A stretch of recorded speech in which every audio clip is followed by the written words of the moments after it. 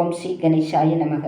ஐந்து கரத்தனை யானை முகத்தனை இந்தி நீளம்பிரை போலும் எயிற்றனை நந்தி மகந்தனை ஞானக் கொழுந்தினை புந்தியில் வைத்தடி போற்றுகின்றேனே.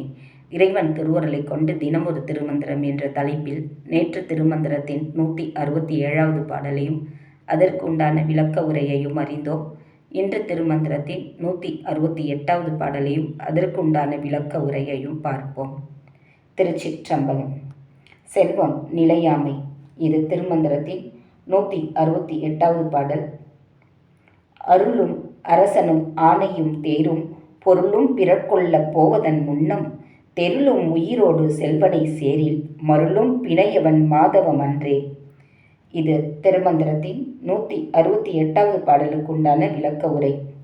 அருளுடைய அரச பதவியும் யானை படையும் தேர்ப்படையும் திரண்ட பெரும் செல்வமும் ஆகிய இவற்றையெல்லாம் பிறர் கொண்டு செல்வதற்கு முன்பாக தெளிந்த உள்ளத்தோடு உயிர் செல்வனாகிய இறைவன் அருளை அடைய பெற்றுவிட்டால் பிறகு அவன் பெரிய தவத்தில் கூட மயங்கி விரும்பி இருக்க மாட்டான்.